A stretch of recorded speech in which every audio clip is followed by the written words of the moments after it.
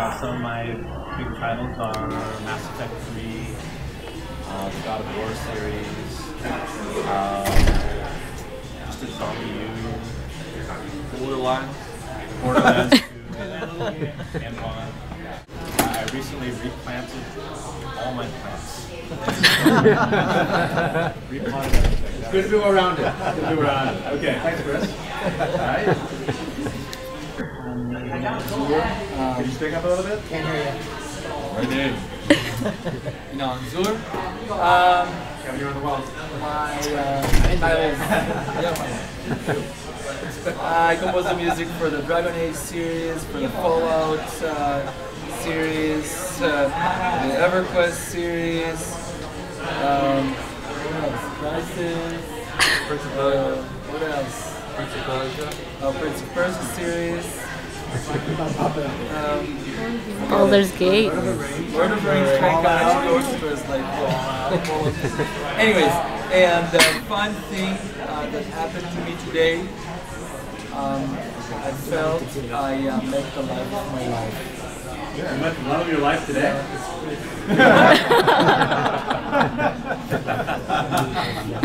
I'm sure my wife is that. Alright, let's read that out. Alright, Penka. My name is Penka Kouneva. I enjoy a dual career with active level. The one part of the career is composing on film, games, and television, and the other You guys are in the back? is I orchestrate for other composers, and that's actually how I figured out my biggest break as a composer. So I'm very humble because I sit between Kevin and Inon, and I have worked on franchises that they started, so I humbly had to walk in their shoes. Gears of War 2 and 3, I arranged and orchestrated them, and I did compose the 2 hours of interactive music on Cris, The Forgotten Sands, and had to take in Inon's shoes.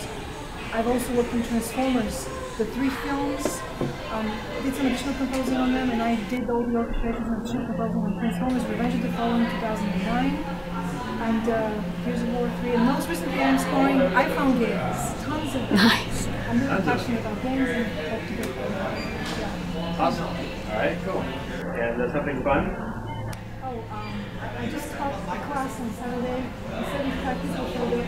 I taught them what I do, orchestrating and arranging. It was really fun. Cool, where at? At a hotel in Casino. Alright, cool, thanks. And Kevin? My name is Kevin Riepl.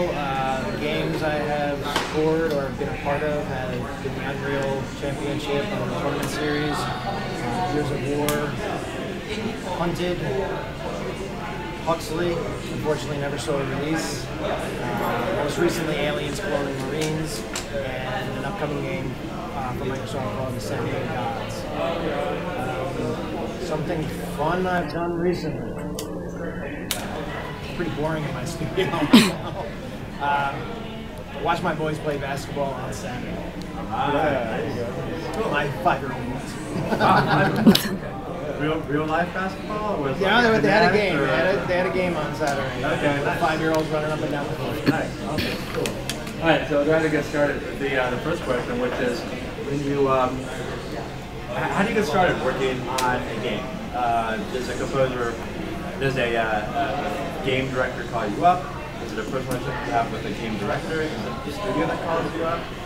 Does another composer refer you? How does that process start? Another composer never refers you. That never happens. It could be many different things. I mean, Busy. It's impossible. It can happen in a myriad of ways. I mean, a lot of times it's sort of you make connections as you're in the industry, and as you make these connections, and sometimes you work with these people, you hear the latest games that they're doing. Sometimes they call you up personally, or they'll call your agent up and ask for, do you want 7 composers to pitch for this, and they'll throw your name in the hat, and you'll end up pitching for the gig. But a lot of the times, in order to get your name recognized in certain pitches, is to maintain a relationship and nurture relationships you've had either established already or you recently started, whether at networking events or whatever. The biggest thing with getting in on pitches and being noticed is not, I say it's about 20% music and 80% how you present yourself in the industry. And a lot of the times it's networking, socializing, and maintaining that friendly relationship with developers and publishers. So networking events, something like this. How many composers do we have in the audience? Okay, that's it. All right, you're doing the right thing. Networking. All right. Anyone else want to add to that? Guys. Well, again, I mean, it's always starting from a point that you know someone, and this is where it comes from. So it's all who you know. Exactly. That's true that, you know, in many cases, and especially in the video game industry, it's so dynamic and it's just changing, and people are moving from place to place, but still these are the same people. So they, you know, I mean, if it's not working for Sony, it'll work for EA. And if not EA, then he'll be fired from THQ. So, I'm fired. You know, and again, I mean, I cannot stress enough how, like, close relationships with people, alongside with really trying to be on top of what's going on right now, and who's writing what, and what is really considered hip. Even if you don't like it so much, you need to get yourself acquainted with Skrillex. I mean, there's nothing you could do about it, and I think that actually some very, very cool stuff could be, you know, created out of, like, you know, electronic stuff that I never really thought, because I've made that could be done. So again, being active and being proactive is probably the best way to get a job. Okay, you don't spend all your time sitting in the... Right. I mean, I would like to add, I mean, I don't know how many composers here are currently composing for a living and working in games or not. But we've stated stuff that what we do to get into games and what we do to get onto projects. But in positions where you don't have the connections and you don't have the relationships established, it's best to, like Kevin was saying, come to these events, come to networking, meet other composers that might need assistance. Go to events, conventions, game developers conference, ads. Not so much E3 anymore, because when publishers and developers are there, they're not really looking to hire or meet new people. They're looking to sell their product and promote their product. But essentially, a big thing other than conventions and conferences is social media. Make your connections on social media, Twitter, Facebook. I profess Twitter up and down on connections, and you can't go forth thinking, well, I'm going to make a connection with this guy and I'm going to assault him with my work and be, hey, you got something I can work on. You got to start with anything, whether, you know, no matter what line of work you're in, or if you're starting a relationship with anybody, you start with the relationship. You start with communicating. You try to find something, you both have something in common. You like the same style, you like the same music. Once that's started, you find out, you know, what's going on in their work, or they had a developer. Hey, you know, we've been talking for 6 months. Can I possibly pitch on the project? So, and if you've made good enough friends, you trust each other or whatever, and you get along, you can have it in that way. So that is the biggest. When you're just starting out, I think the biggest thing is to network. And with these days, Twitter is the easiest and best way to do it. Okay, so digitally, we're always talking about how to use digital tools like digital and social media. So, Twitter network, how do you do that? What's kind of the first Well, when I first started, I did exactly what I told everybody not to do. Was I hounded people. Hey, check out my stuff. Exactly. Check I mean, and I was looking to meet check out with my site. I wasn't looking to meet with video game people, because at the time I started Twitter, I was doing video games already, so I was looking to, you know, hit up directors of films and stuff, and, you know, indie directors doing low budget stuff. And I literally was like, hey, I didn't say I just joined Twitter, but I just joined Twitter, and I would search for directors on these Twitter sites that, it's not a Twitter site, but they listed, you know, people and their craft. You know, so I followed every director I could find, and I just started following them and trying to hop into conversations and then offer my services. It doesn't work like that. I found out really quickly. That's super annoying, right? What's that? It's super annoying. To them? Yeah. Yeah, totally. I mean, they don't want to see that. I mean, they're using Twitter already for what it's meant for, socializing and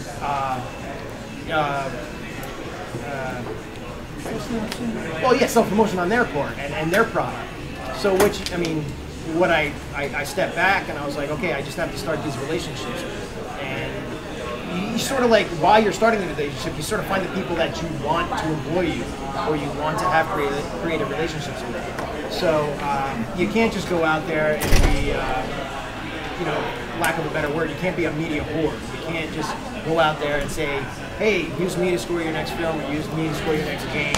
You have to establish a relationship. Once you have that trust, then they start. You Twitter ask someone to go out for coffee, or how do you establish a relationship? If the relationship is already there, you say, hey, let's meet for coffee and talk about your project. But I mean, essentially, you start following somebody and you see conversations they're having with other people, and you try to hop into the conversation. The whole goal is to get them to follow you back. Okay, say something interesting. Like in real life. If you're at a cocktail party with someone in real life, you get something interesting, like, oh, hey, let me add your number, let's follow up. So right, exactly. Same thing with Twitter. You want to be part of the conversation they're having with other creators. So you get involved in that conversation, and if you're interesting enough, they follow you back, as with any social interaction. And then once you have their attention following you back, they start seeing your tweets. And if you start inadvertently posting stuff up on SoundCloud, they might check it out because they'll see that post.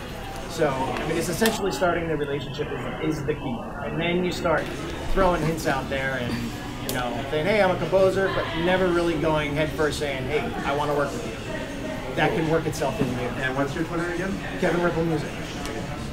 I just wanted to add to this fantastic presentation that you have to be really passionate about if you want to score a film or a game or both or transmedia. And you not only say you're passionate, but you demonstrate your passion by, again, showing up to functions. I went to DC for 3 years, and last year I had this idea to propose a lecture which is ultimately very useful because it teaches strategic thinking. It's about producing a game score from A to Z, from like the brief to the deliverables. And I felt by contributing to the knowledge, to the education of my colleagues, I would be creating a community. So, doing a lecture. Then last year, a couple of years ago, I worked in Prince of Persia and Gears of War 3, and I felt I've been given such amazing opportunities. I have to do something to build upon these opportunities, to grow as an artist, and simply not let these opportunities pass. So last year, I just sat down and composed a kind of essentially demo album, which kind of became bigger than that, and again, to show my total passion and commitment to grow as an artist, to grow on games and understanding of games. And of course, in the preparation of that demo, I listened to Cris's music, to Inon's music, to Kevin's music, because I felt if I am so passionate about working in this film, I have to know the entire vernacular so closely and have to be so versed in the kind of choices, creative choices they've made, so that, again, to learn that language and be able to speak that musical language. So okay, so know your stuff, be passionate about what you're interested in, and know everything that's going on, both in your field and related field, so that when you have this conversation, people can be like, oh, you know your stuff, you know what you're talking about. Right, and also when you're posting stuff and you're trying to get into networking and Twitter relationships or whatever, you have to, like Penka was saying, live your life passionately and post stuff about the projects you're working on, whether they're paid project or just projects of passion, because no one's going to want to, be connected. I can't say this for sure, but someone would be more inclined to be connected with you if you have a passion of your own doing what you do and showing that you can put out a product of your own. That and sometimes that catches somebody's eye and say, I want that to be part of my project. All right, so show that you're good at something that you care about, you're passionate about it. Not just be like, oh, I can work anything for you. I can do anything. Exactly. That kind of means nothing. Well, you know what? I mean, here is the other side of the coin. And I'm talking about YouTube. YouTube is an amazing tool if you know how to use it. How do you use it?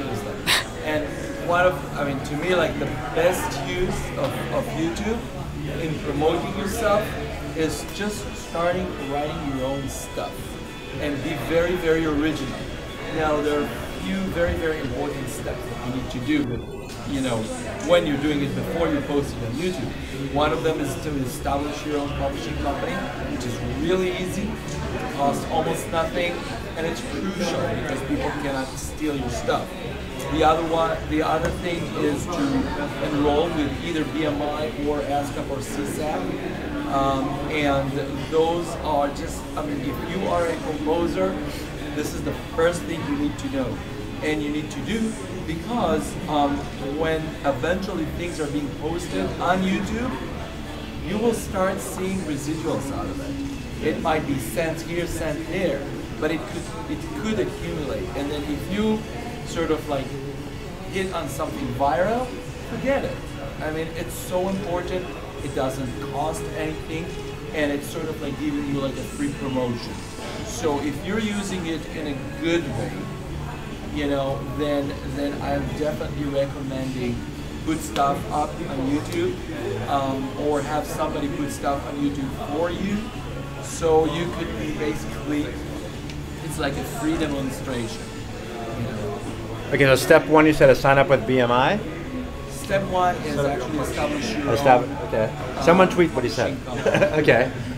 After the Twitter account. Okay. I would say hero first because then you do the Yeah, it doesn't matter. I mean, but basically you need to be able to publish your own stuff, so you could claim rights as a publisher and as a writer.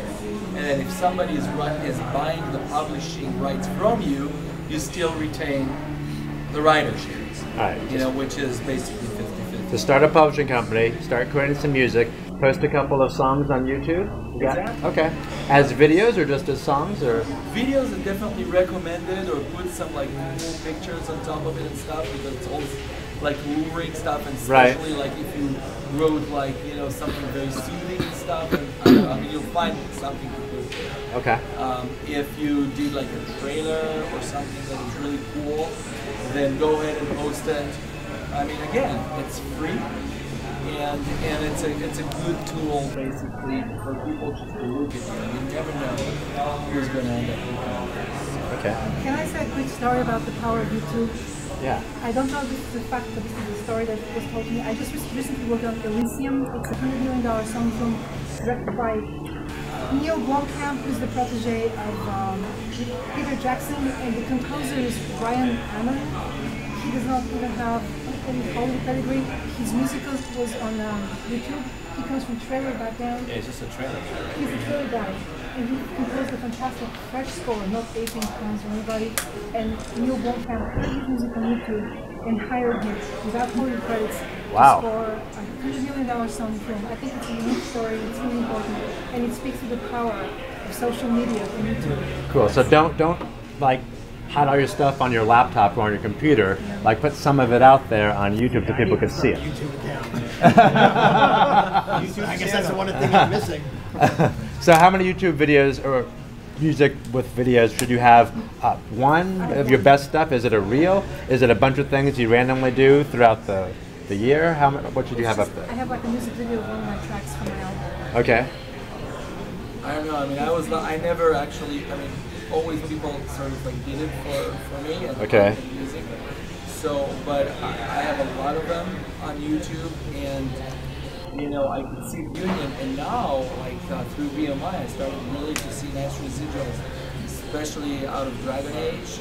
All the songs from Dragon Age having like, you know, sometimes over 1 million, you know, viewers. You see and stuff. residuals from that? Oh, yeah. I haven't seen anything from YouTube for years and years. I'm telling you. Really? It's now it's that. Build that channel. Drive them from your Twitter to your cents, YouTube. But then it goes to dollars and then to dollars and stuff. And this is really cool. I mean, and unfortunately, with computer game, we still don't have residuals or royalties. The PS4 is supposed to stream PS3 games. Which might. So streaming, I think we'll maybe start to see. It's going to get better, but again, if you're composers and you have music out there, contact music libraries, contact trailer houses, contact whoever could put your music out there. because you never know where this music is going to end, and suddenly, whoops, you get a check of like whatever, $15,000. You know, it's like sometimes like 2 minutes, you know, 2 minutes trailer could generate like in one viewing $9,000 because it was just being showing on like a major network somewhere. You know, so you never know. Get your music out there right and get your music out there. This is the other 50%. We're talking about 50% of the networking stuff, extremely important. But the other 50%, sit on your ass and write. And write and write and write and write. And listen and write. And listen to other stuff and write. It's so important. Make a rule of yourself never to leave your studio, you know, if you did not compose at least 1 good minute a day. And this is really hard because you're all composers, so you know how hard it is to come up with 1 good minute. It's so important. Okay, so we've talked a lot about composing for games, but how does composing for games differ from composing for a film or other projects? Such a loaded question. A lot of console games. Let's talk about console games. Console games do have a central theme or a song. But then they have spin-offs, and it's not like a movie because it's not linear. Like, do you just put the same thing on repeat, or how do you figure out what you should do, or how is it different if you have to give some advice? I don't know if anybody first. Well, I mean, you kind of said it's not linear, so.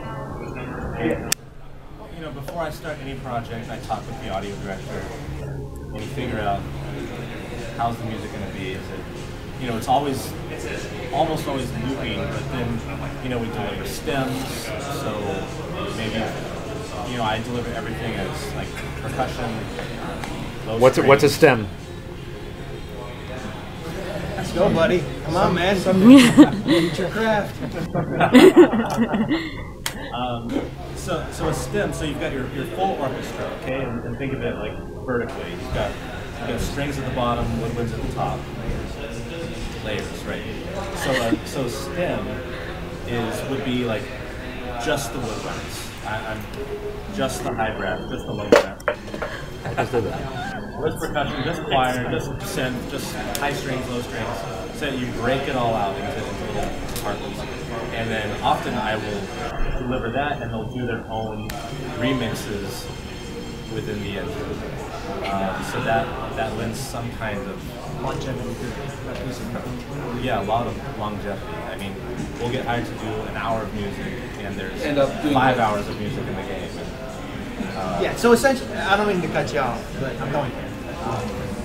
Wait, for a film, yeah, you're right, linearly, the story's there, it's a roadmap, and you have all the dynamics laid out in front of you because of the story of the film. With games, you have that, but it's also, you have the variety of how each person's going to play the game. You're not always going to get to the same story point at the same exact time.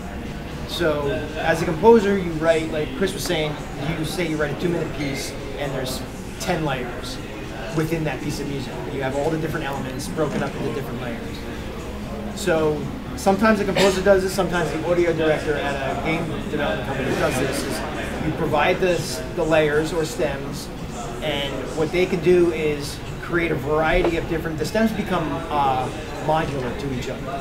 So you can extend the piece from 2 minutes to, say, 15 minutes of gameplay, and with the elements you provided. So part of being a composer, you write a piece of music, and you wrote it because you want it that way, you heard it that way, and it's your baby.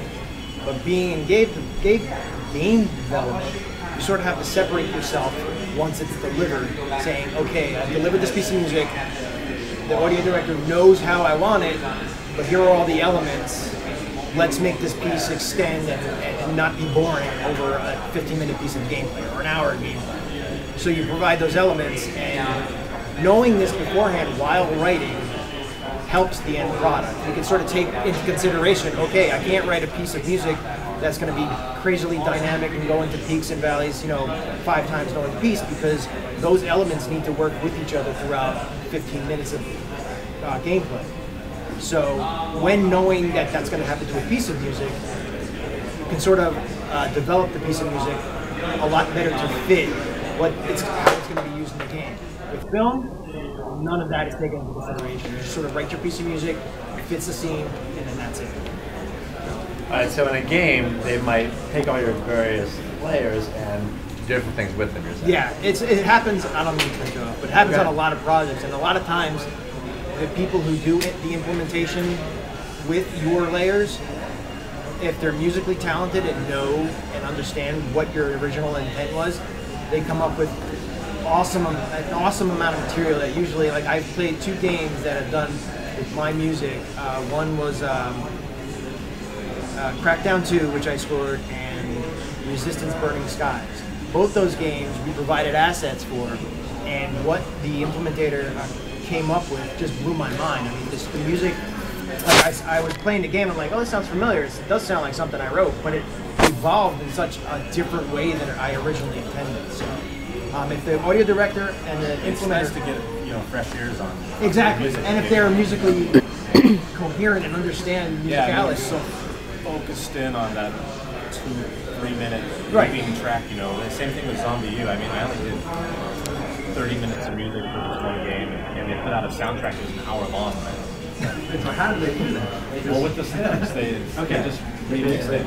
And I thought the remix was better than the original score.